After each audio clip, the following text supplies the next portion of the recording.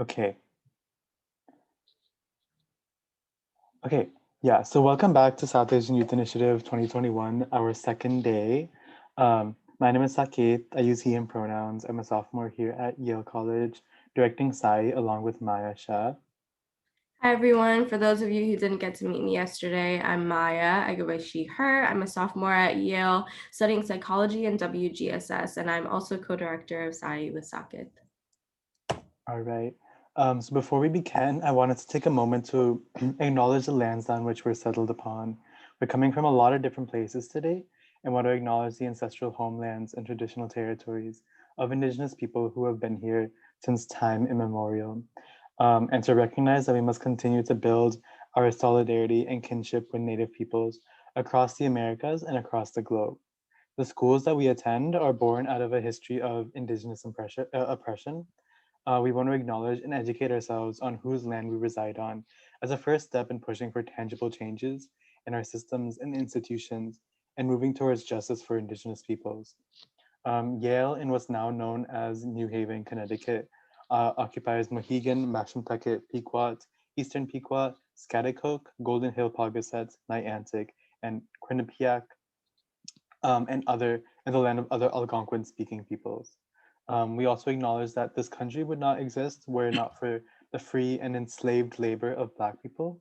We honor the legacy of the African diaspora and Black life, knowledge, and skills stolen due to violence and white supremacy. Understanding Black and Indigenous oppression is a central part of SAI's theme, solidarity, resistance, and radical organizing. We hope that the programming we have today and tomorrow is going to give us some lessons to better understand the struggles of marginalized communities and push for justice for all. Thank you so much, Saket, for that wonderful land acknowledgement. We had an amazing time yesterday hearing the perspectives of students from all over the world. I remember I was so excited to meet everybody. We had people from Pakistan, we had people from India, we had people from Sri Lanka, we had people from California. It was just all over the place, and it was great to hear from everyone. So I want to thank everybody who came out yesterday, offering their insight, being willing to learn, and becoming a part of our movement in the South Asian diaspora. Um, yeah, I also really enjoyed our programming from yesterday. Our first keynote, Christina Dhanaraj, she's a Dalit feminist, and she kind of really talked about how to incorporate caste in all of our organized conversations and have a really focused understanding of it. Um, and that was continued throughout the rest of our panels. I especially enjoyed our South Asian Me Too movements panel, which I know Maya was directing, um, where our where our panelists, two of them who were Dalit feminists themselves, um, talked about um, talked about their specific experiences as Dalit women growing up in India and how that kind of incited their push for change in gender violence against Dalit women. Also, our tech discrimination panel that kind of focused on Dalit experiences in the United States and the ways that caste and caste oppression travels with the South Asian diaspora, no matter what. Um, I'd like to now take a few minutes to just go over the schedule for today. You can also find the schedule with the link that we're dropping in the chat. After this event, after Maya and I go, we're going to hear from our second keynote speaker, Rinku Sen. Um, there's a short half-hour break for lunch afterwards, preceding the mental health workshop at noon at 12 p.m. EST. We're going to then have a politics of dissent panel at 1:30, a South Asian writers panel at 3, an FGLI first generation low income students icebreaker at 4:30, our South Asian sexual and queer organizing panel at 5, and our storytelling workshop at 6:30, which is our last main programming event. After that, we have our international student icebreaker, and then the very last event, which is our SAYI town hall and Zion presentation. The Zion presentation is really cool. It's a really cool thing put together by mainly students in Colombia, where students who are attending SAYI um, submit their artwork that they want to share to this wider audience. So we're going to be presenting that and also just talking about what SAI can look like in the future, what did we learn from SAI, things that we want to change and improve on as well. Really excited for that conversation. I also wanted to mention that if you are interested in filling in Sakit and I's shoes next year and becoming co-director of SAYI. This is one of the requirements to be eligible for that. By attending the town hall, you're checking off one of the requirements for that. And then I also wanted to mention that we are continuing our raffle today. And this year we're raffling out 50 free copies each of 6 different books related to this year's panels. You can see a list of them here. I'm not going to read through them all the way. Sakith, if you could put the link in the chat to these requirements, that would be amazing. And when you're attending the required events for each of these raffles, you'll be asked to fill out a check-in form at some point within the event so that we can record the participants' emails and such. So it's super important that you stay engaged throughout it so that you don't miss that check-in link. And if you attended yesterday's opening remarks ceremony and you're here today, you're also eligible to win items from 2 different South Asian businesses who have donated their items to us for this event.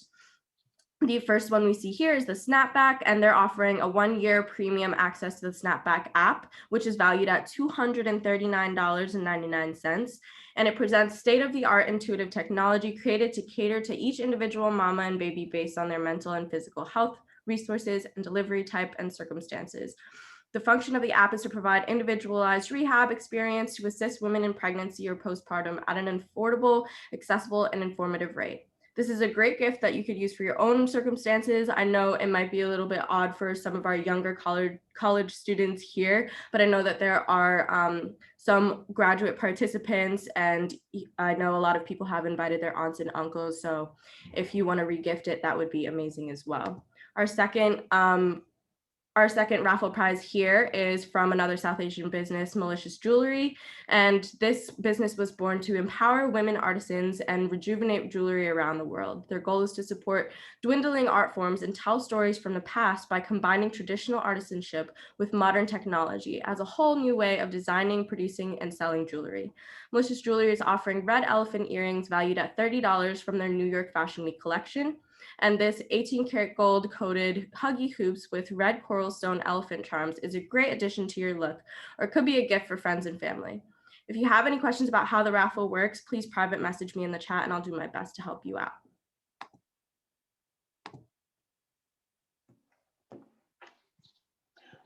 Yes, so I'm really excited. In like a minute, we're gonna introduce our second keynote speaker, Rinku Sen.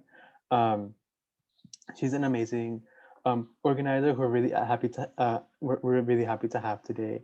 Rinku Sen is a writer and social justice strategist, formerly the executive director of Race Forward, and she was a publisher of their award-winning news site, Colorlines. Her books Stir It Up and The Accidental American theorize a model of community organizing that integrates a political analysis of race, gender, class, poverty, sexuality, and other systems. As a consultant, she's worked on narrative and political strategy in many organizations and foundations, including Policy Link, the AACLU, and the Nathan Cummings Foundation. She serves on numerous boards, including the Women's March, where she is the co-president, and the Foundation for National Progress, the publisher of Mother Jones magazine. So I guess now we'll stop sharing screen and allow Rinku Sen to join us and introduce herself. Let me pin you as well. Oh, I'm pinning Maya. Okay, amazing. I was just wondering, actually, before we start, I should ask you before, would you like to share your screen and if you have a presentation? I don't have a presentation, so no screen sharing is necessary. Thank you so much. I am really, really excited to be here. And I appreciate everyone who has shown up here on a Sunday morning. I suspect you are the people who always show up. You are my people. If you're the one who always shows up, you are my people. You make my whole life and enable me to keep going in this work, speaking with audiences like you. And I'm just super excited and thrilled to be here. I would love to see, while we're talking in the chat, if you want to share what you're studying or teaching or what kinds of activism and organizing you're involved in. I'd love to know about that and have that be a basis for the Q&A that we're going to do later. My plan for today with you was to talk a little bit about my journey, especially my entry into social justice and racial justice work, feminist work, early while I was still at college, and then to go over some of the basic elements of organizing and how to make real change with the people around you. And then I want to close with some thoughts about the story that we're telling about our organizing, about our activism, about the needs of our communities. So my journey started on a campus in the 1980s. I was at Brown. I was a 17-year-old sophomore in the 84-85 academic year. And during that first week of school in 1984, I was at my friend Valerie's room, hanging out with her and our other friend Yuko. And the two of them the next day were going to be going to a rally. There was an incident of racial violence on our campus, and the Black Student Organization had put out a list of demands, started organizing the other student organizations of color, Asian and Latino in particular. And the next day, after I was in Val's room having this conversation, there was going to be a rally, and my friends wanted to go. And initially I said to them, I'm not really into that. I don't really do race. I think I might have said at that point, at that point in my life. I'm not an activist. Rally is nothing I've ever done before. And my friends did a little intervention on me. They said, listen, Rinku, you're a person of color. You're not a minority. And you're a woman now. You're not a girl. And occasionally when your friends talk to you like that and really post a challenge, a loving challenge, you listen and you go. So the next day I went to the rally. It was slightly straggly, about 20 people going in a circle around our green with handmade signs and less interesting chants than we have these days at rallies and marches. And what happened for me at that rally, slightly straggly, kind of old-fashioned chants, was that for the first time since my family had immigrated to the United States, I actually felt a sense of belonging, a deep sense of belonging that I didn't realize I had not been feeling or that I had been missing until it was right there in front of me. And that was the moment that I understood that being an American, as I like to identify myself then, wasn't about looking like Marsha Brady or eating hot dogs for dinner, stereotypical things that I thought white Americans did. It really was about being with the people around you, being in community with the people around you, and working together to make that community the most compassionate, most inclusive, most effective community it could be. Going to that rally was the best decision I have ever made in my entire life. And I wouldn't have made it if there hadn't been a conversation with people that I loved and trusted, who lovingly also invited me in. Once I went to that first rally, people started giving me jobs. Can you make a speech here? Can you make these 10 phone calls? Can you do this piece of research? Can you go talk to the people at this organization about what we're doing and see if they'll support it?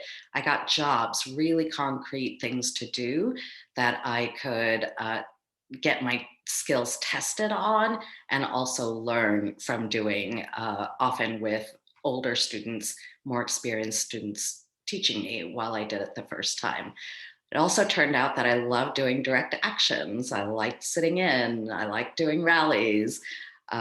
Later in the year, we experimented with some other kinds of tactics, which I'll talk about later. And what I really, really loved about that year was winning. So what I learned in my sophomore year of college was that what we were doing was organizing. It was a sustained form of activism that goes beyond initial mobilizations. After the rally, there have to be more tactics and more actions and more things for people to do so that they can get engaged and you can build a community and a constituency out of that engagement.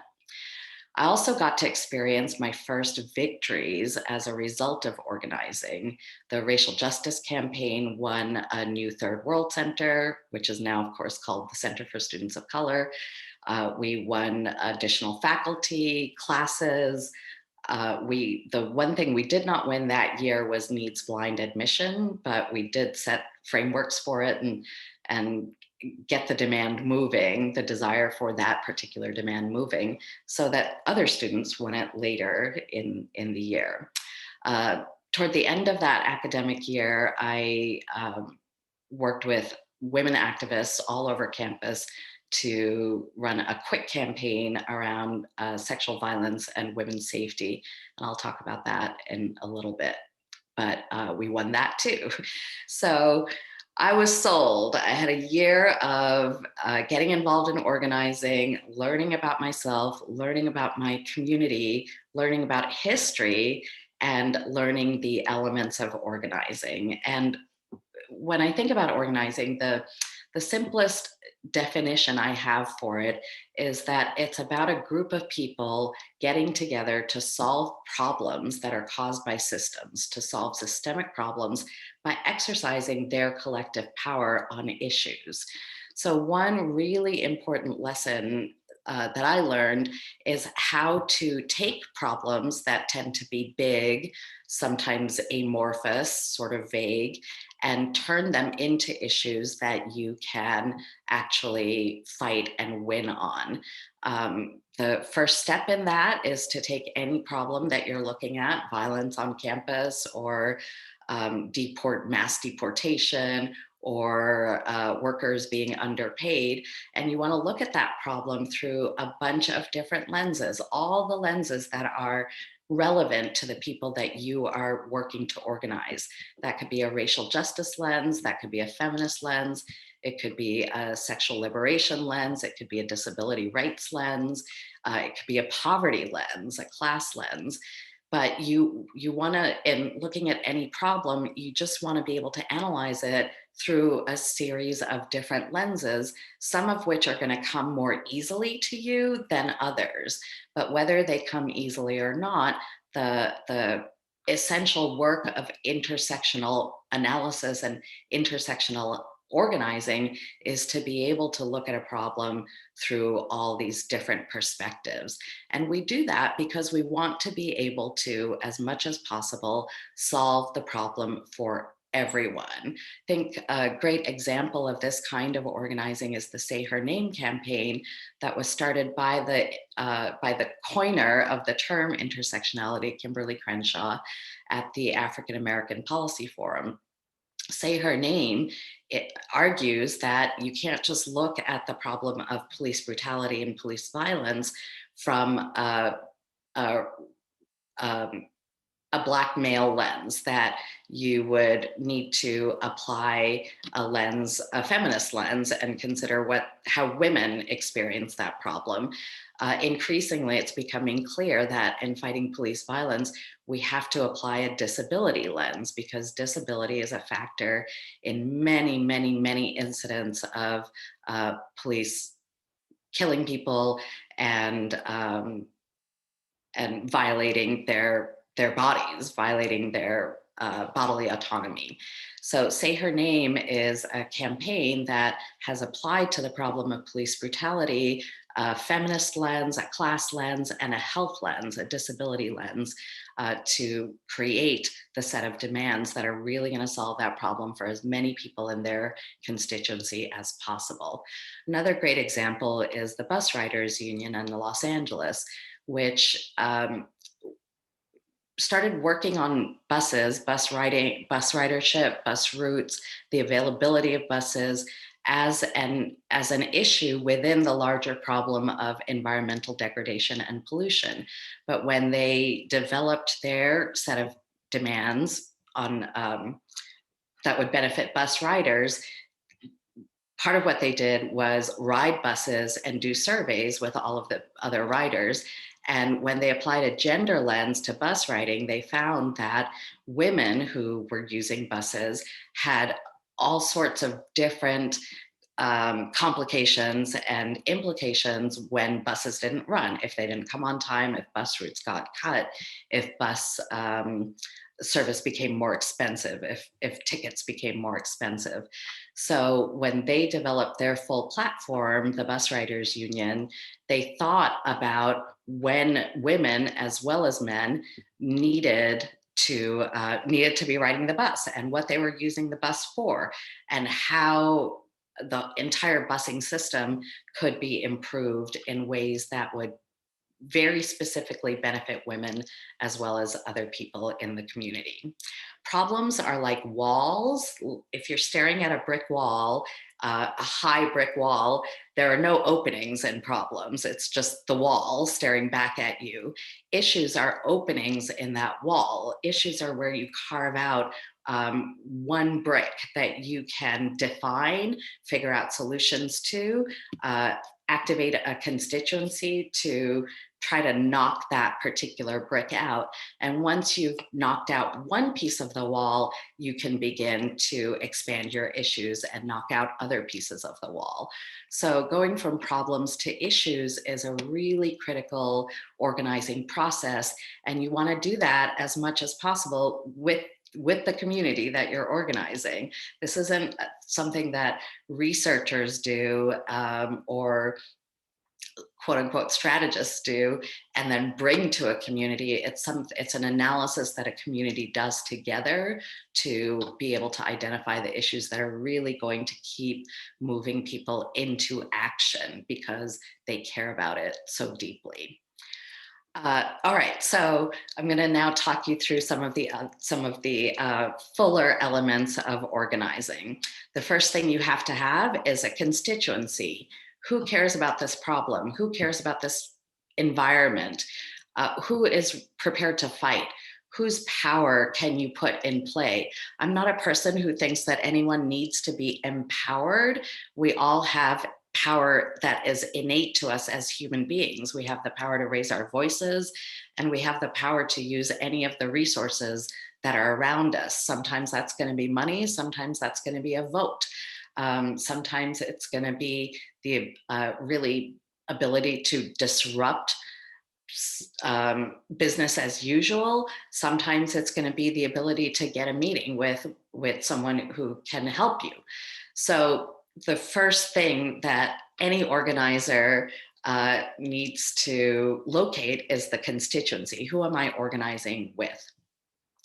The second thing that you want to do is research and test the impressions that you have of your issues. Research is often how you figure out how you're going to go from a big problem like campus violence to particular solutions like dusk to dawn shuttle service, which was one of the things we won on our campus. Research tells you where you have what are called handles. Handles are basically evidence and arguments that support the case for your constituency and for your demands. Third, you want to locate the systems and the causes of the problem. We want to solve problems in systemic ways so that we're not just going one by one, person by person. If we have to go person by person, for example, convincing everyone not to harm each other, that's going to take a really long time. But if you can create some rules and standards in institutions and practices that they will do differently, you have the potential opportunity to improve life for a lot of people at the same time. The third element is that you have clear targets that you can figure out on the demands that you have developed, the solutions that you've developed, who can give you what you want directly, that's your primary target, and who can influence that person, that's your secondary target. Targets are always individuals. They're never buildings. They're not even bodies of people like a city council or a board of trustees. If you were trying to win something on your campus from your board of trustees, for example, you would figure out exactly how each person on that board related to your constituency and your demands, and you would direct actions at that person specifically. So when I am listening to activists and organizers and community members, and they're telling me that they have a strategy, what I'm listening for is who is their constituency, what are their demands, and who are their targets. If you have those three things, constituency, demands, and targets, those are clear, then lots of other things will fall into place. But if you're missing any of those, clarity on any of those, you're not totally clear about who the constituency is, you're not totally committed to your demands, you're not sure those are the right demands, or you don't have any demands, or you're making demands with a constituency, but the target is not clear, the person who can actually meet your demand, if you have any of those three pieces missing, then you don't quite yet have a strategy, and you have to go back and work on clarifying them or illuminating them or pulling them up. So in our racial justice campaign on campus, our constituency initially was the Black students who led and then invited other groups of color to help build the demand platform and to help build the actual strategy, to help organize their communities, and ultimately to take action together. And I want to be really, really clear here that the Black students didn't invite the Asian and Latino students to be allies to their cause. They invited us to join the cause, to put a stake in it, and to take responsibility for doing the kinds of work that the Black students were also doing to turn out our communities, to educate our people, and to drive them to actually taking action. The allies in this situation were the white students and places like the Progressive Student Organization on campus, the LGBT student organization on campus. So the constituency was all students of color, but it was led and started by the Black students, which is, and both of those parts are important to remember and recognize. The research we did was on the effects of institutional racism on students of color, and also on solutions models. What were other campuses doing to make their environments better for students of color, to attract more students of color, to retain more students of color? That's how we learned more about needs-blind admissions.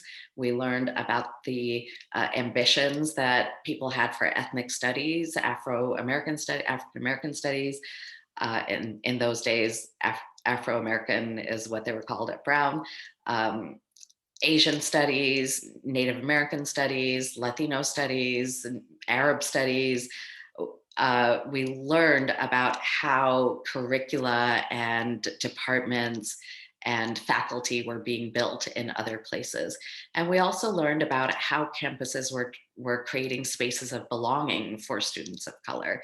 So all of that research helped us develop our demands. We wanted more faculty of color. We wanted a new Third World Center. We wanted needs-blind admissions. We won the first two, but the last one was won by later classes. We did a lot of research also into the systemic causes. How did the university's budget work? How did decision-making work? How did the university decide it was going to start a new science program versus an Asian studies program? We had to do that so that we could figure out who our targets were, who turned out to be the president and the chancellor of the university as our primary targets, and the board of trustees, which influence the president for obvious reasons, as our secondary targets. When you're thinking about targets, you want to partly figure out where can your power have an effect. There's a reason that in police accountability struggles, for example, that people don't tend to target the police chief. They tend to target the city council or the state legislature or the county board of supervisors instead, because those are elected bodies, and they are bodies that have to be responsive to community raising their voices. The police department itself is not an elected body. The police commissioner in most places is not an elected person.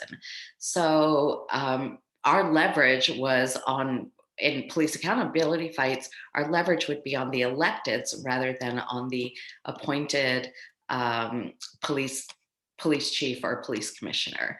So on which target does your power actually make a difference? Who is afraid of your community's power? That's, you want to figure out how you can target there, because you're more likely to win. The second question you want to ask yourself is, where can you build more power by using it? So if we win a commission or a body of people that's going to study the problem in an official way, are students going to be on that body of people? If you win in your state a new piece of policy that does a huge amount of investment in new energy and green energy, and there's going to be a body of people that work statewide to make decisions, budgeting decisions about how those investments are going to be allocated, can you get your people onto that official body? Can you have a significant number of community members on that decision-making panel so that you're changing the relations of power between your community and the people who make decisions about your community? So based on those two questions, you can choose solutions and targets that help actually build your power. I'll give you just a last example of strategy on a campus in that first year of campus work.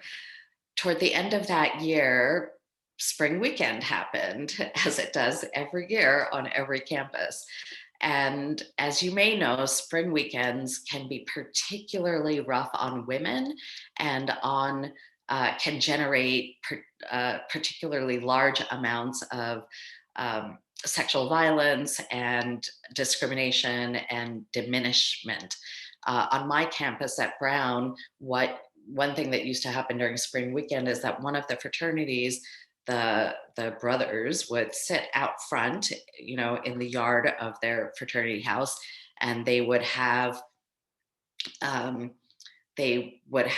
placards with numbers on them, and they would rate women as we walked by. They would put up a 10 or a 5 or a 2. Another thing that happened regularly on our campus was there was a fraternity, Kappa Sig, that had a toad. They were called Toad Hall, known as Toad Hall, and they had the statue of a toad outside in their front yard. And they loved to spread this mythology, this idea that every time someone lost her virginity in the Kappa Sig house, they would paint the toad a new color. So here's a good example of targeting. When spring weekend happened that year, women who had been active in all these other organizations, and racial justice organizations, and the progressive political organizations, in the organizations that worked on LGBT issues on our campus, all of those women, having exercised our leadership in other issues, decided it was really time to take on violence against women on our campus. And one of the first tactics we did was a small group of us went to Kappa Sig, the Toad Hall house, and we asked for a meeting with their leadership council. We had a meeting with 4 or 5 members of the house, and we asked them to please put that toad away and put an end to that story and that idea that that taking virginity, taking someone's virginity was some kind of boon or goal or something to be counted in a public way. Remove the toad. And we didn't have any power over them, so they said no. We had no power to leverage against them at that point. So they were like, no, we're not doing that, bye. And what we did instead was begin targeting the university administration to we ended up actually getting 2 fraternities' charters revoked that year, and winning the Dusk to Dawn shuttle service, as I mentioned, and a number of educational programs and things that we wanted to help prevent violence against women. Kappa Sig did not take their toe down for years afterwards, but we, through our Women Speak Out campaign, we began to, or actually not began to, we created a new moment of culture shift and practice shift and rule shift on our campus, so that eventually it just became too gross for Kappa Sig to keep that toed up, and public pressure and the changing culture of the university made them put it away. Last time I was on campus, toad was nowhere to be seen. I am going to move finally to the story that we are creating and telling. I work now as the executive director of something called Narrative Initiative, where we pull together creative people of different kinds, political creatives, organizing creatives, artistic creatives, cultural creatives, creative people of different kinds to create narrative projects that help to shift away from harmful narratives toward our narratives, the stories we want to tell about what pulls us together as a country, as a community, as a city, whatever context we're in. So the first thing I would want you to think about in the stories you're telling is, are you advocating tearing down something or building something? The way this shows this, the answer to this question shows up a lot in my own work, is that I tend to work on racial justice rather than anti-racism, or I call my work racial justice rather than calling it anti-racist work. Because for me, it's really important to be building towards something positive. In the course of that, you may definitely need to tear something down, close down an institution that's not helpful, and a set of practices that are causing harm. But we're doing that in the context of trying to build toward racial justice, toward equity, toward everybody having what they need, toward solidarity between communities. Years ago, I did a project with Don Gao, who used to, who is a leader in anti-racist education. And we were debating exactly this question for our workshop. Was it going to be an anti-racist workshop, or was it going to be a racial justice workshop? And Don said this important thing to me that I've never forgotten, even though it's been about 15 years since this happened. He said, I get racial justice, but I don't want to do racial justice work with people who aren't anti-racist. And I understood that what he meant by that is that in order to be able to trust your comrades in the work, to trust your community, and to trust the leadership body that is around you, you want to know that they've done their own work, that they're aware that they might be holding prejudiced ideas, biased ideas, or racist ideas, that they have done some work to understand the ways in which they might have contributed to those ideas in the past, that they are able to handle a challenge, being called out on something without crying and running away and quitting. So those kinds of qualities and skills in our friends and comrades that we do this work with are in fact really, really important. But for me, they are not a litmus test that decide that in every situation has me deciding whether or not I'm going to work with that person.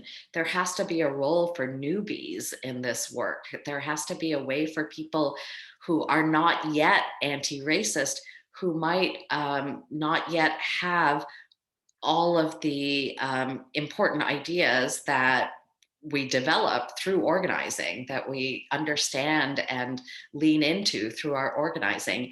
I didn't enter this work as an anti-racist. I wasn't that yet. There's no doubt in my mind that I had some terrible ideas about myself and other people. And yet there was room for me. There was an on-ramp for me into the world of activism and organizing and direct action and political action that had Valerie and Yuko, who recruited me, been asking themselves, is Rinku anti-racist? Do I want to do racial justice work with her? The answer, I kind of imagine, would have been no. So in the stories we tell, I want us to think about what we're bringing people into.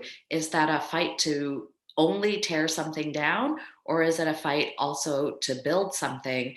And what is that thing that we're going to be building? Changing our worldview around anything is a lifelong project, I have found. It doesn't end until the day you die. And in some of our spiritual traditions, it doesn't even end on the day you die. It goes on, it carries on, especially on themes and issues where you have had some privilege. Working your way out of only holding the privileged lens into being able to see that issue from the perspective of people who don't have privilege in that arena, that is critical, and it goes on for your entire life. So we are all new to something, no matter how old we become or how long we have been doing this work. And the stories that people who have been doing that work for a long time tell indicate to new people whether or not we belong there, whether or not there's a space for me there. So leading with racial justice, for me, just is a way of lifting up what our vision is and what we want, in addition to what we also oppose. It also reinforces that I think we can actually win racial justice, that racial justice is possible to achieve in this country at this time and over time.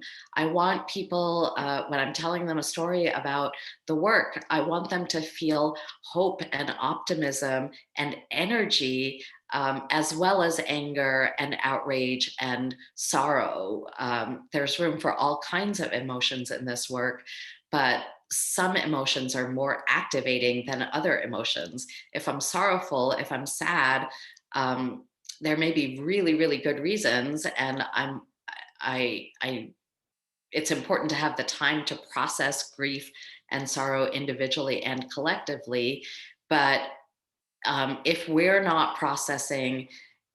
organizers are not processing collective grief through action, then and with the balance of additional emotions, driving emotions, energetic emotions, then we're going to be talking to a lot of people who are under the covers in their bed, depressed, because sorrow can be paralyzing and can be depressing. It can actually repress or suppress action rather than encouraging it.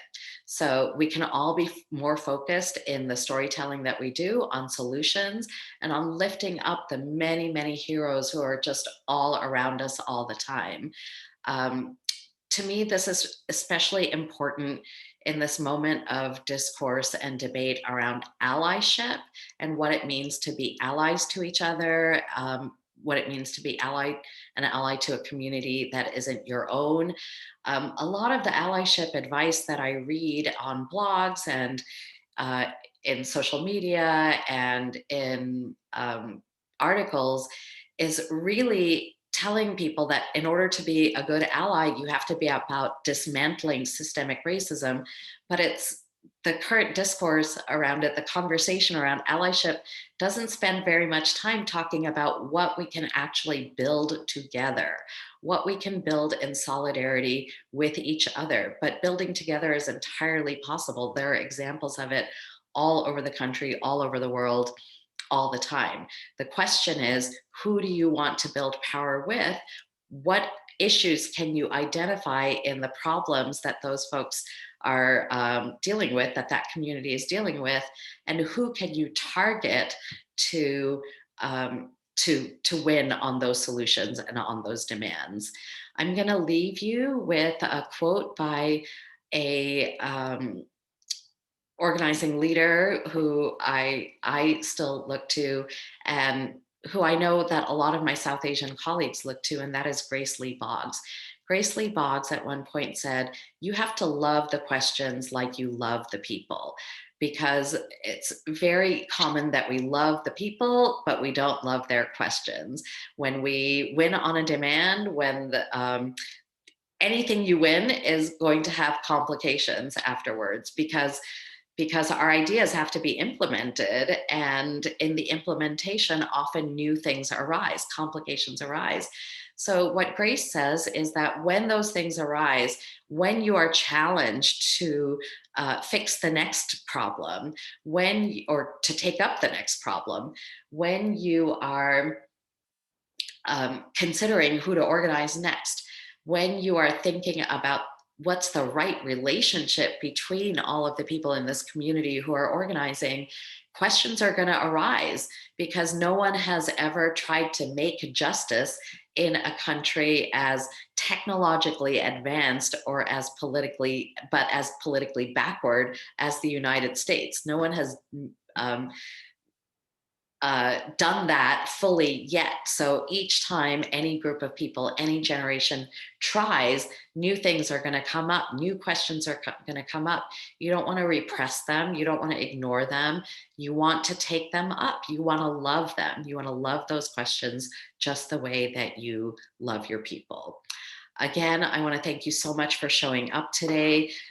You are the people who always show up, and I really, really appreciate the ways in which South Asians, young South Asians, have been showing up for South Asian communities, all communities of color, for poor people, for workers, for disabled people all around the world, and particularly in our country right now. I'm really looking forward to doing that with you, seeing you in the streets for many years to come. Thank you so much. Thank you so much for those remarks. You had so much advice and really good stories to share. I don't even know where to start. First of all, I really appreciate you connecting us back to campus activism. Definitely, since most of us are college students, that is the kind of organizing that we're doing right now. I do want to plug really quickly the event right after this is a mental health advocacy workshop with Manmukti, which does this kind of which advocates for better mental health resources on college campuses. So I think it's a lot of lessons here that we can apply to that next session. Great. I also really appreciate you including those just bare lessons for organizing. I feel like that kind of basic understanding is something that we can all value. I just want to put in the link that Maya is sending in the chat. All the attendees for this event are going to get a copy of Emergent Strategy, Shaping Change in Changing Worlds by Adrienne Marie Brown, which we hope is going to help continue the lessons and discussion that we're having right now. Okay, amazing. I'll go into the Q&A session now. If anyone has a question, please just DM Maya. She'll say something in the chat to announce herself as well. Please just DM her your questions and we will get to them. If also please mention if you would like to say the question or if you would like me to say it for you. Okay, perfect. We can get right into it now. The first question I want to ask is about bringing different communities together and organizing across communities, which I know is something that you brought up during your stories as well. So I wanted to ask if organizing seeks to bring people of a lot of identities and together, a lot of identities and different communities together.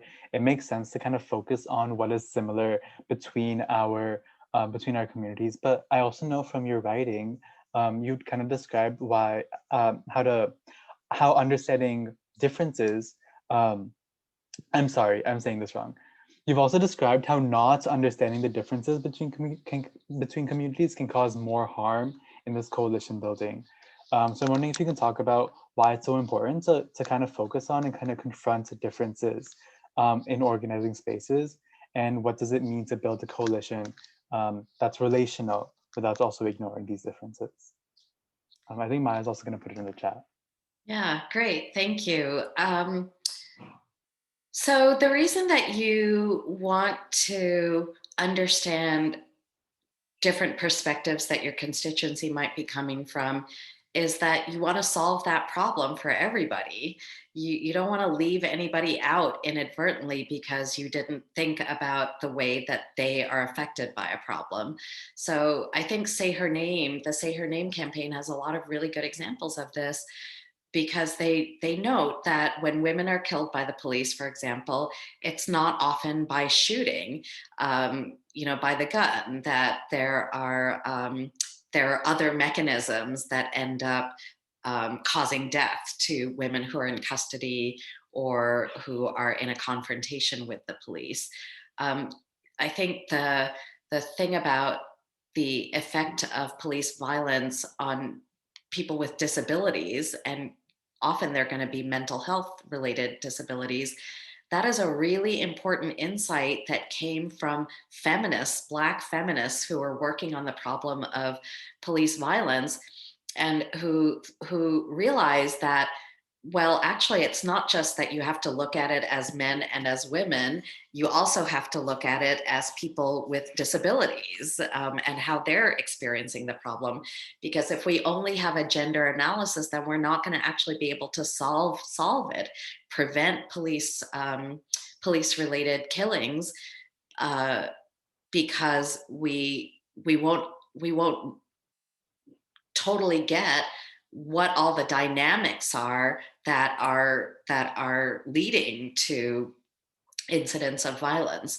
So, when you look at it through the disability lens, then you start to pay attention to all these stories in the police violence world of people who called the police because their loved one was having a breakdown, and we don't know what to do. We can't handle it. There's no other resource available to call. There's no crisis intervener. There's no EMT who's going to know what to do here.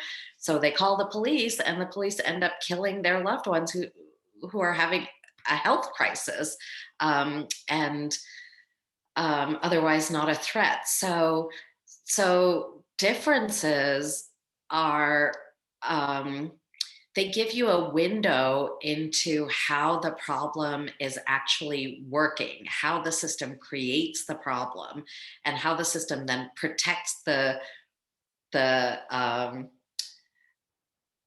villains of that problem, protects the makers of that problem. And it's part of the process of going from problem to issue, is figuring out what are these really specific mechanisms by which people are harmed. I'll give you another quick example from the world of law enforcement, which is that the prison industrial complex includes a lot of people, including immigrants. But it doesn't work the same way on native-born US citizens, who might be Black or Latino or Native American, or even Asian, of course, Asian American. In the immigration context, that kind of punishment and conviction can also lead to deportation. As you know, if you're convicted on a felony in the United States, you can be deported, even if you are a green card holder. So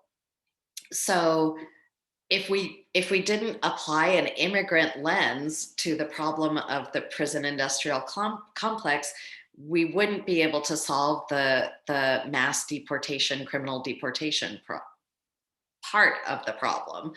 So looking at differences, as I think lots of people see that as divisive, and if you are the organizer or you're the volunteer leader and someone says, hey, you're not paying enough attention to the way that I or my people like me experience this problem, the appropriate answer is to listen. The appropriate answer is not to say, oh, this organization doesn't deal with that constituency or with that perspective or with that problem. The appropriate response is to listen and learn, and to turn your brain toward your problem-solving brain toward how can we address the particular needs that this person is raising in our efforts to solve this problem.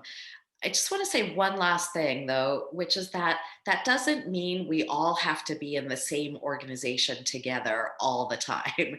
There is room for community-specific organizing. If disabled people of color wanted to have their own organization to deal specifically with the issue of police brutality, then they should be able to do that, and we should be able to help them do it, help them raise money, help them get incorporated, help them just help. Like, not everything that happens has to be owned by your organization or by your coalition. Um, yeah, I think that's a long enough answer to that question. No, I really appreciate you're focusing on like intersectionality as well. I do think that there's a strong connection between this and our keynote speaker yesterday as well, Christina Dunraj, who also spoke about intersectionality for Dalit women and how they face specific experiences that they want to work on, but giving more of like what this looks like in practice, in organizing practice. I think Shweta has another question to build off of it. Maya, if you just want to unmute her. Hi, this is Sriram and Shweta. Thanks so much for your talk.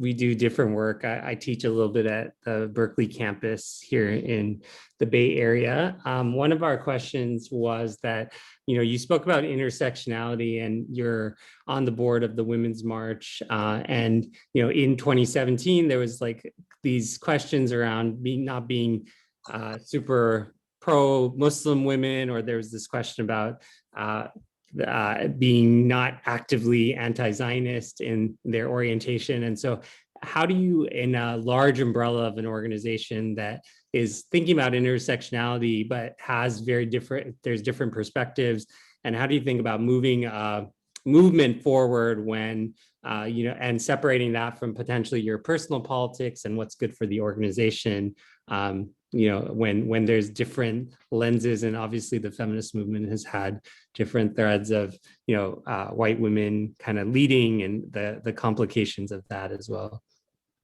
Thank you. That's a really great and important question. One of the things I do like to say is that there are as many different kinds of feminism as there are different kinds of women. And the idea that there's only one expression of feminist commitment erases a lot of feminist work and feminist thinking and feminist constituencies. I think my answer to your question is that these things, these ideological or political platforming conflicts within organizations, particularly large ones, and within coalitions, they're really worked out through a process of discussion and consensus building. Organizations have different decision-making structures. I wasn't involved in the Women's March in 2017 other than as a marcher. I went to the march, but I wasn't part of the organizing or of the leadership. I didn't join the Women's March board until, it's been almost 2 years, but it was 2019. So, I just think about what an enormous challenge the organizers of that first march had. I'm so grateful for them pulling it off. And I think they did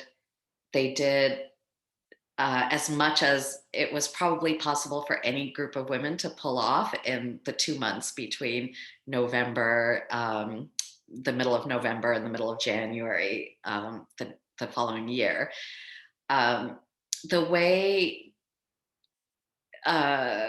So within Women's March, there has been a lot of discussion about who are our women? Who are they exactly? And what are they here for? And the biggest marker of a Women's March, of the Women's March constituency, is actually, there are racial markers and there are class markers, but the one that we've really focused on as an organization is that 70% of our people have never done anything before. 70% of the marchers in 2017 never been to a march or a rally or any kind of protest action before.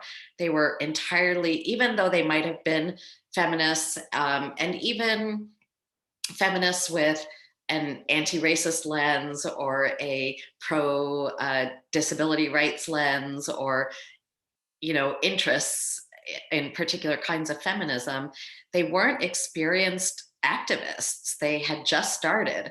And a lot of what Women's March does is create on-ramps now for new entries into feminist action to learn and grow and get involved in things. When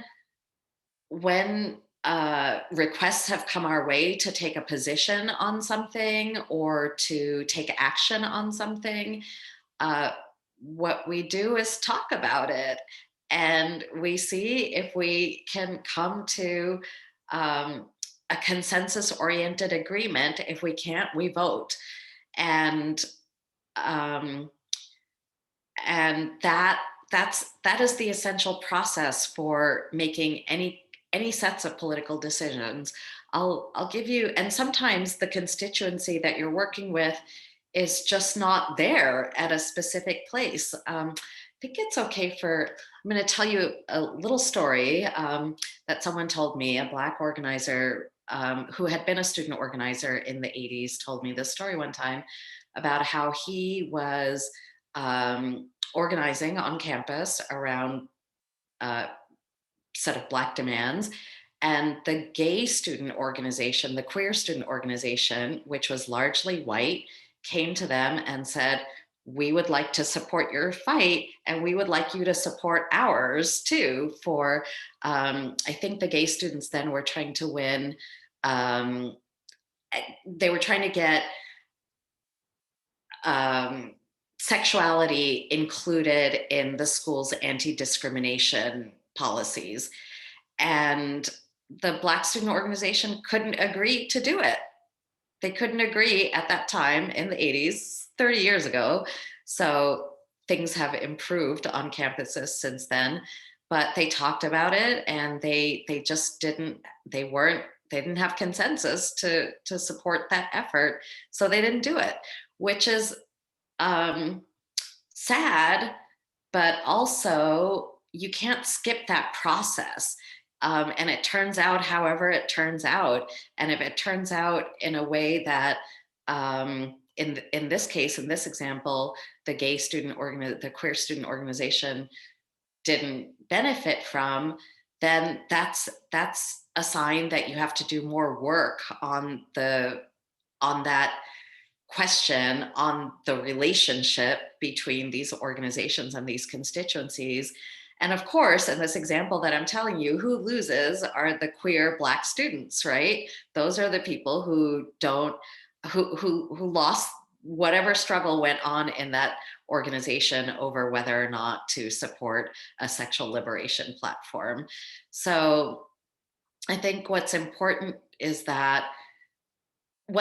to know is that you can impose a position. You can, if you lead something, you can say, actually, we're just going to go ahead and take a position against this piece of policy or for this piece of policy. But in order to make it stick, it has to be felt in your constituency and in your community.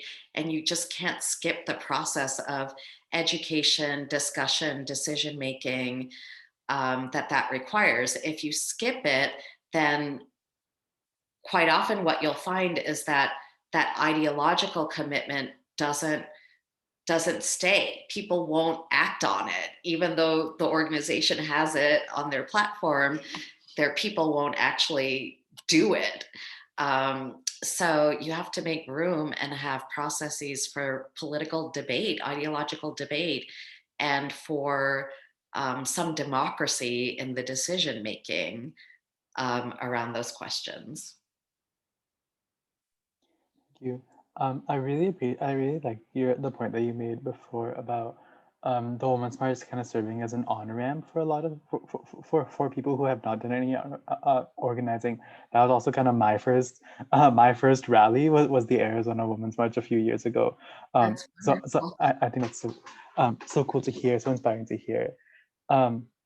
Next question I wanted to ask is, I guess like also on this like general topic of intersectionality that we've been speaking on, but specific, I guess, to your Indian identity.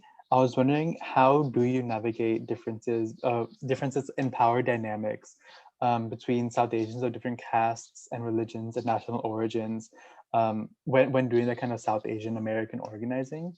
And what do you think the future of this kind of South Asian American organizing looks like, if this is something that you're able to speak on? Yeah, I want to think a little bit about the future of the organizing. All right, I'm going to tell you all like a huge secret, which is that I honestly had very limited connections with South Asian communities until I was like 33, until I was old.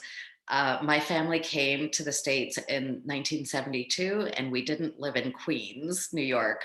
We lived on Long Island and in Pennsylvania and parts of upstate New York. And so I didn't grow up in communities where there were a lot of South Asians around me, partly because we were so early in this wave, this generation of immigration, and partly because of the kinds of work my father did and where we ended up moving around to. So when I started organizing, a lot of my energy went toward Asian Americans, it's true, but not in a super, super specific, sustained way. When I left college and became a community organizer in the world, the constituencies I worked with were largely Black, Latino, white, and Native American. There actually weren't a ton of South Asians in those constituencies. But this really changed for me after 9/11. And I almost feel some shame, revealing all of this to you, but I had spent a lot of my life organizing someone other than myself and my own people. And um, I had a weak South Asian community throughout my childhood, my teens, and my 20s. It just wasn't very big. It wasn't super present in my life. But when I was 32 or 33, I moved from the Bay Area to New York to go to Columbia Journalism School and learn about the media end of the work. And one of the reasons I did that was to put myself into a location where there were more South Asians of different kinds, and where there was more organizing of South Asians, so that I could find my own on-ramps into that. And that was the period when I became really most open to making friends, making South Asian friends. And in all of that, then in the friendships and in the organizing, it's a similar thing. I try to apply lenses that are not middle class, overeducated Indian immigrant feminist, like, how about Muslim South Asians? How about recent immigrant South Asians? How about Bangladeshi, Pakistani, Sri Lankan South Asians?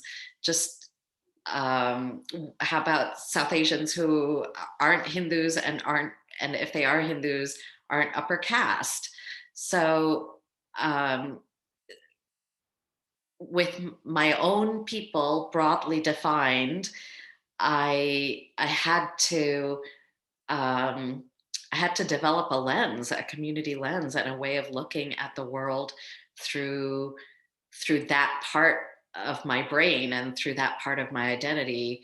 And and I had to work myself out of a lot of assumptions I had about the political interests and positioning of South Asians and South Asian communities. So I didn't really do it until I was in my 30s, and part of the reason I did it was because it did become clear to me that there's a legitimacy break if I'm all about organizing people of color but can't deal with my own. That's not a sustainable leadership position to take. I really understand that. You mentioned Grace Lee Boggs earlier. I know something I remember she said in like a documentary I watched about her, was how she mentioned how like she is Chinese American, but she is like she works with Black organizing, and that's kind of like what her life revolved around. So I definitely think it's like it's really cool, and I feel like more South Asians need a form of like allyship with beyond just like the Asian American community, and especially beyond like the, as you said, upper caste Indian, middle class Indian immigrant community. I think I said Indian twice, but beyond that community for sure. I really appreciate your response to that question. I think Kieran has a question. Maya, if you would be able to unmute him for that. Yeah, hi. It was so nice getting to, listening to you. It was super fun talk to listen to. But I just had a question for you. So I did a little bit of activism in high school, and I did like a very small bit of organizing. But I was wondering, how did you, whether in college or later, did you ever struggle with motivation in activism? And how did you get over that? I don't know, either lack of motivation or struggle, because I mean, I guess that's something that I've been faced with as well. Oh yeah, many times. It's not the easiest thing to sustain over many years, partly because the work can be pretty profoundly under-resourced. And so everybody does a million jobs, and we're perpetually over ambitious. We have ambitions that outpace our resources, because things are urgent and there's a lot of need in the world, and there are a lot of opportunities too to organize people toward change in specific arenas and institutions. Um, uh, when I've struggled the most with motivation, I would say there are a couple of signs. One is when I'm burned out. I'm just tired. I've been working too hard. I haven't had enough time off. I don't get enough sleep. And the way that I know that I'm on burnout is that I start complaining a lot about other people. Something is always, when things go wrong, it's always somebody else's fault.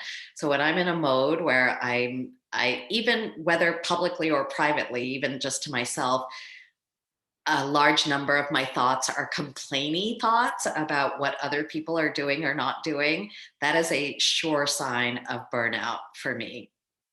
And it's a sign that I need to take a break and get my head together. Other times that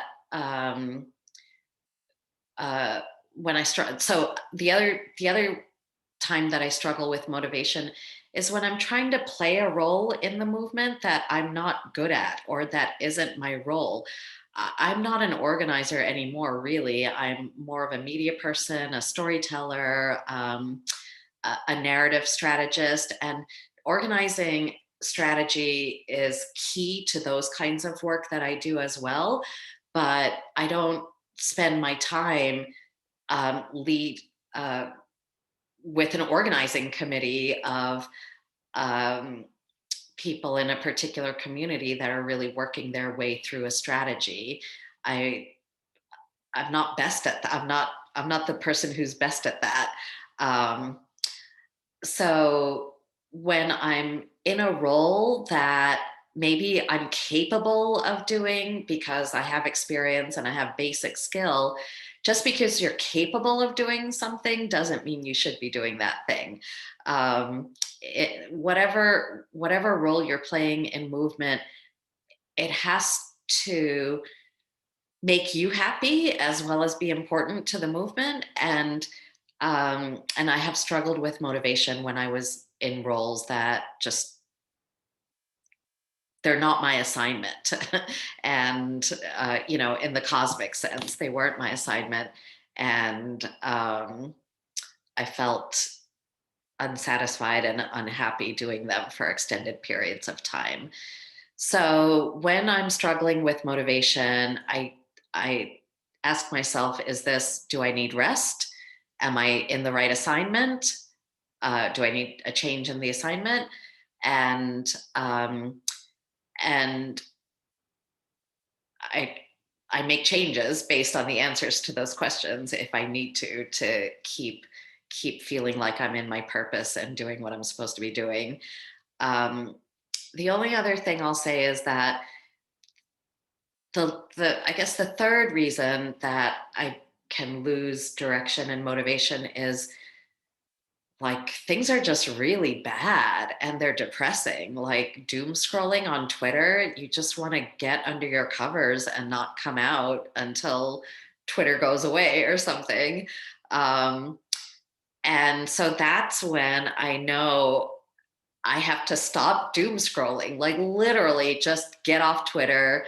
Don't go down the timeline, and reconnect with people who are fighting somewhere, which luckily for me is easy to do because a bunch of books about social justice history in my house. I have friends who are actively in the fight and working, and I have access to stories of people who are organizing right now. So when I get depressed, if it's a short-term thing, I can usually deal with it by giving myself a dose of inspiration, which comes from actual humans who are actually fighting. If it's a longer term thing, I have to ask myself, am I trying to do the right role here? Am I in the right role? Is this my assignment? And do I need rest right now? I think that's really important to look at. How do we prevent burnout? And I think that the question that you posed for us to ask ourselves are really important moving forward. The next question I wanted to ask is about your work at the Narrative Initiative. Basically, just like, what does that kind of work look like? How do you, like, I guess, overturn dominant and repressive stories? And is there anything that students can do to kind of like shift stories and shift narratives in their own communities? I think especially in like Indian, South Asian communities, we need to reverse a lot of narratives about like Hindu nationalism and casteism and anti-Blackness. Mm-hmm. Yeah, what we do at Narrative Initiative is we teach organizers and creative people of other kinds. There's language in my world that where people often talk about pulling activists together with creatives, but I actually think there are creative people throughout. There are very creative organizers and political leaders, and there are less creative organizers and political leaders. Creative to me doesn't just mean that you're making art. It means that you are creative, that you try to think outside the box. You think about what's going to be engaging for people, and you use your brain to come up with new ways and new solutions and new things to do, new tactics. Now, I'm saying the word new, but nothing is actually new ever. Everything we think to do today probably has a precedent in social justice history. You know, even if you look at the use of technology and the way we relate to social media, it has some new elements, the scale, the ability to connect, you know, across the world, the fact that we do it on devices. but the essential process of social media is a communication process. People have been communicating since, you know, we started talking and having language as human beings. So, so what we do at Narrative Initiative is we try to pull creative people together of different kinds to tell a set of stories that are going to be, that are going to activate constituencies to move, to do things, and that are going to accumulate on top of each other to actually be able to contest over the big ideas in the society, the big values. And our work is grounded in communications and strategic communications, but it's what we're after is the kind of change that happens in how quickly certain stories and certain ideas come up for people over a long period of time, over 10, 20, 30 years. So in the world of storytelling, strategic communications tends to refer to the stories you're going to tell and the way you're going to frame problems and demands in a 1 to 5 year framework. It's often closely attached to a policy victory that we want to win or a demand that we're making, to a power analysis that we have made of the current situation, and to immediate needs of getting people to support you, getting people to take action, putting pressure on your target, winning a piece of policy or a new practice. That's strategic communications. Narrative change is trying to take all of the strategic communications and project how they might accumulate, how the stories might accumulate over decades to actually trigger new values and new worldviews among communities, constituencies, and allies, and the larger public. So what we're doing a lot is thinking about how, for example, we could elevate stories of interdependence and community and people fighting for the common good, and use those stories, generate enough of those stories to actually saturate US society, and be doing that over a long enough period of time that we can actually, for example, interrupt rugged individualist narratives with community action narratives, or with collectivist narratives where we're acting on our connection to each other as opposed to the idea of personal responsibility and you're just on your own, as opposed to the bootstraps idea. So folks who are interested in narrative, my first piece of advice is to actually think about the ideas that you want to explore with people, the organizing that you're doing, but define some stories out of that, and make them stories out of your own life, whether you're telling a story about harm that you've experienced or about privilege that you've experienced that made you take a solidarity stance in to help another community or another kind of person. For example, tell the stories of how you came to be who you are and what drove you to action. I'm telling you that story is going to drive somebody else to action.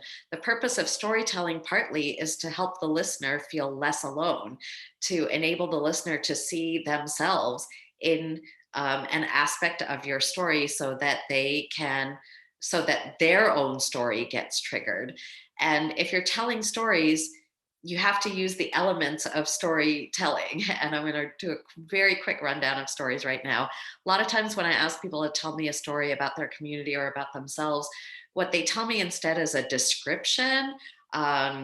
Like if I say to people, tell me a story about your children and their school, what they'll give me is a description of their child's school. It has no toilet paper. The books are from 1989.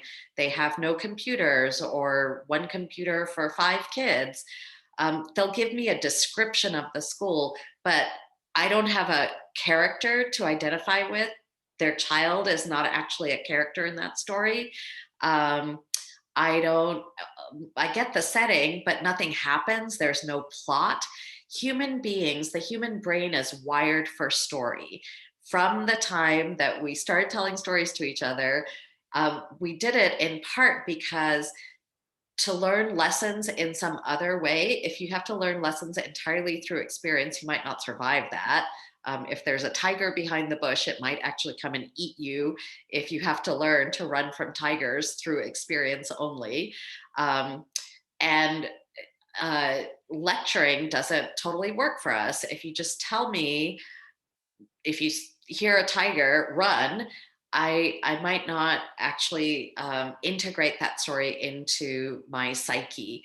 But if you tell me a story about how you ran away from the tiger because otherwise the tiger was going to eat you, and you figured out the path to go so that the tiger couldn't follow you, then my brain is engaged in the plot points of that story. There's a really interesting neurological fact, which is that when we are deeply engaged in a story that we're listening to or watching or reading, if we're really deeply engaged because the story is crafted well, our bodies actually go through the experience that the protagonist is having, the reactions that the protagonist is having.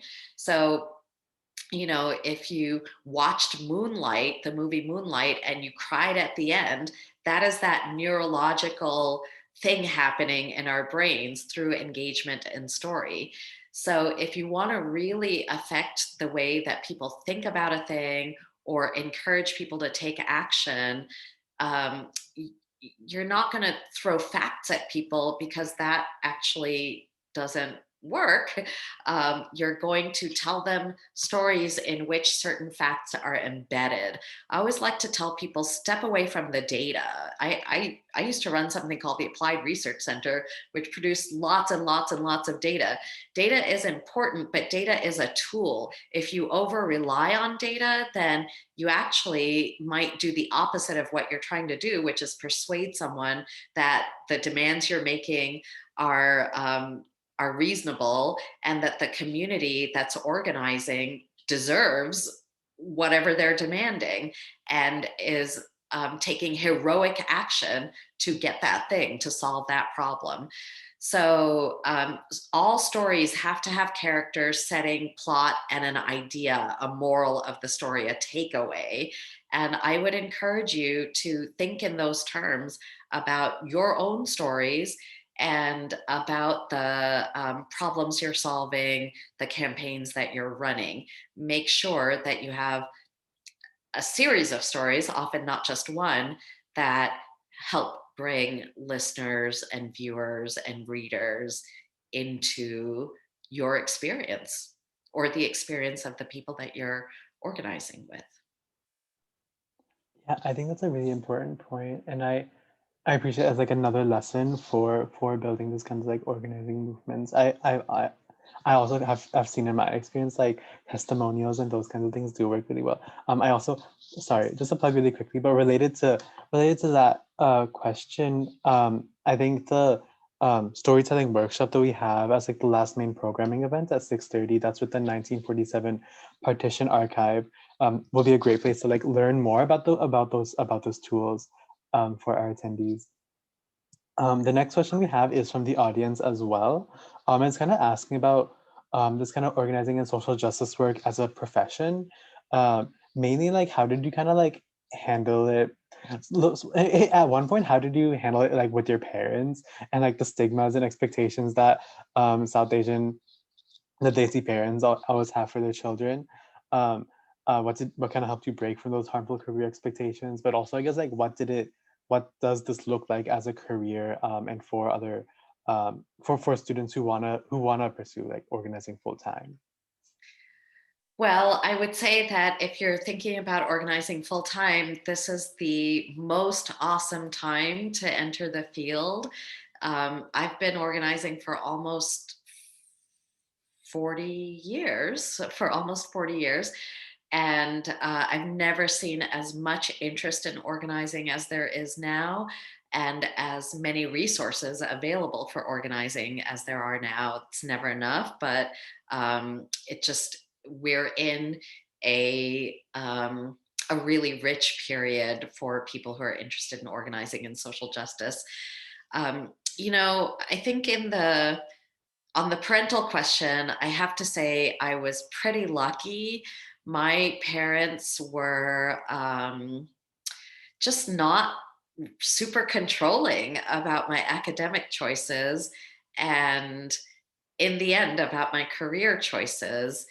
They did raise some questions like, is this sustainable? And for them, coming from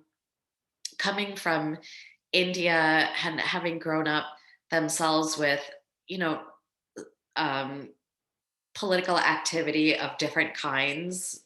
Neither of my parents were particularly politicized or activist, um, but they had been part of the independence movement. My mother's family heavily so.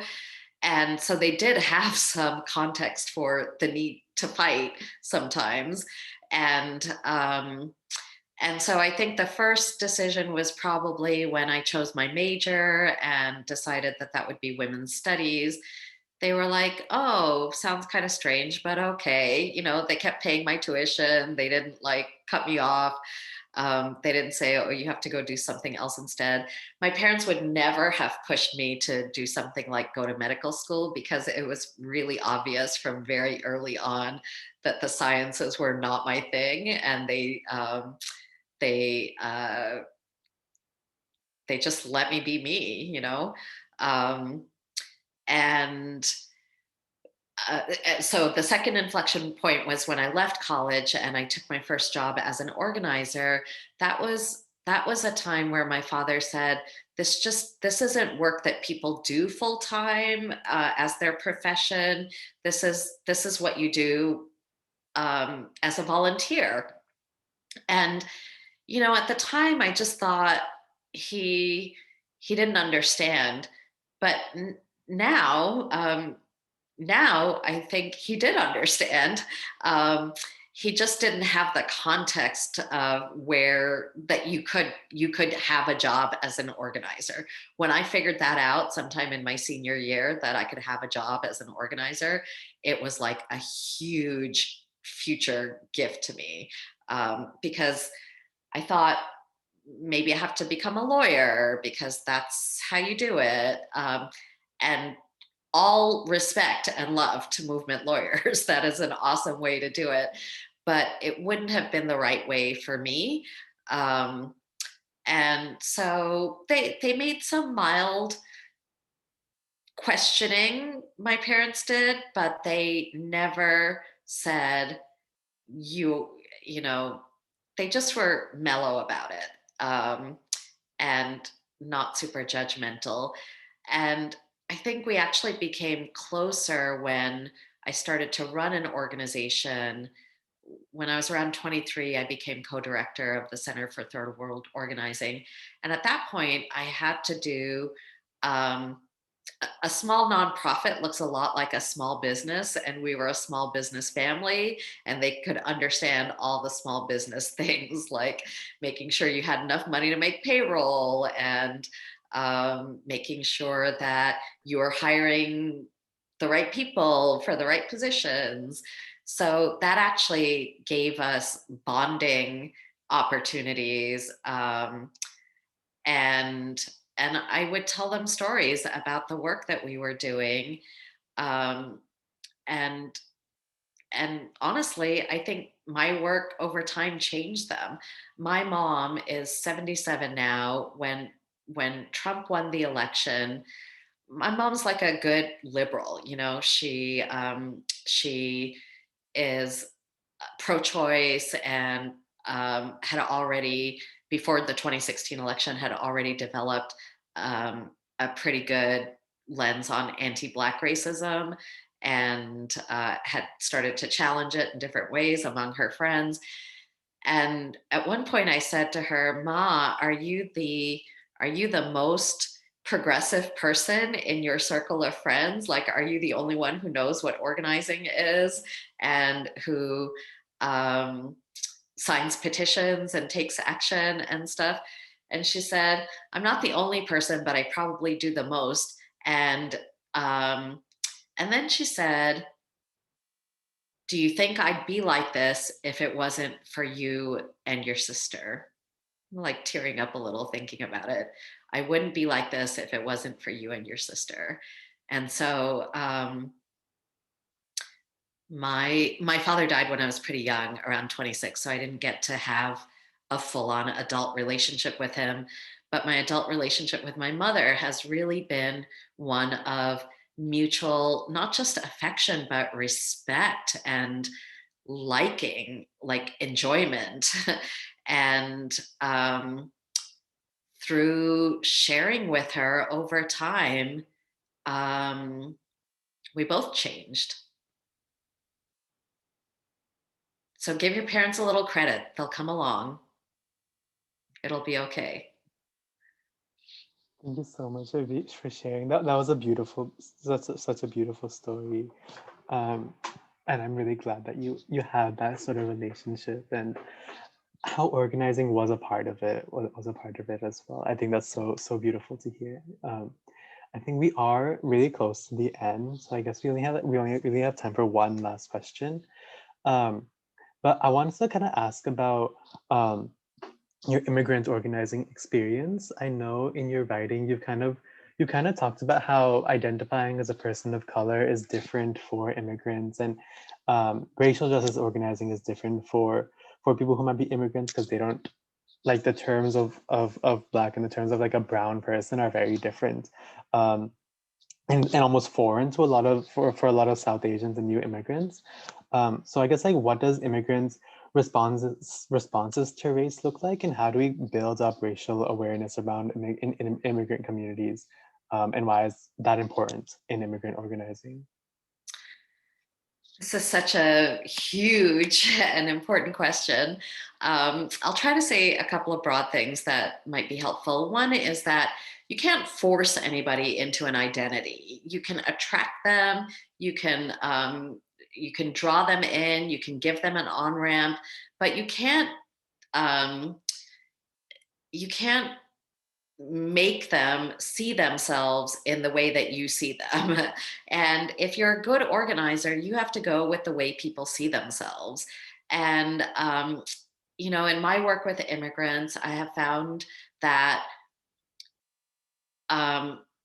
when you come from a country that has some other hierarchical framework that's not race, India, for example, has lots of hierarchical frameworks, but race isn't exactly one of them. And so when you come from another country where the hierarchical frameworks are something else, their class or their political affiliation or its religion or its gender or its ethnicity or its caste, when you're organizing people who come from other frameworks, you want to understand their framework. So I think it's important to engage immigrants in power analysis around the situations that they grew up in and are familiar with. Excuse me. And then to engage them in the work. I live in Texas now, and people here who I would look at and identify as Latinos don't always. Many people who could call themselves Latinos here in Texas, they use Mexican. I'm Mexican, or they use Hispanic, and those choices about what we call ourselves. Am I Indian? Am I South Asian? Am I a person of color? Am I an immigrant? Those are choices that people make for a reason. I moved from calling myself an Indian American or an Indian immigrant all the time to sometimes calling myself Asian American, because I could see the benefit politically and in terms of an enlarged community by identifying as Asian American. Does Asian American always include me? Does every other person who thinks that they are Asian American see me also as Asian American? I don't know, but that doesn't matter. What matters is there something in the Asian American identity that serves me? And I think for immigrants of color, if they don't see something in the racial justice framework or the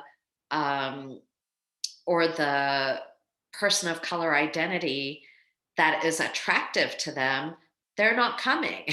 So, and if you decide because they don't already hold that identity, you're not going to organize with them, then they're really not coming, because now they're no longer in a relationship with you or other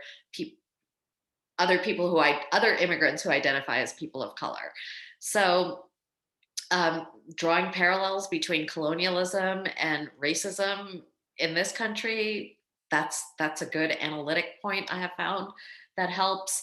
But the main thing is, do you have something for those immigrants to get involved with that is going to start expanding their community, expanding their relationships, and introducing them to people who identify in different ways with the racial justice struggle and with other communities of color?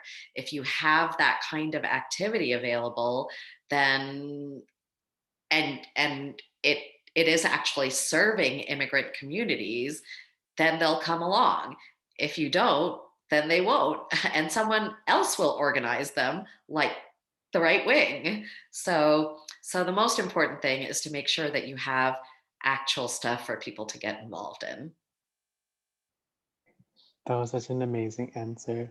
And I definitely agree. I know something that was brought up yesterday in our caste and tech discrimination workshop was how comparing a caste and racism is kind of one of the ways that they kind of build solidarity between like Dalit caste oppressed people in the US and who are also like new immigrants.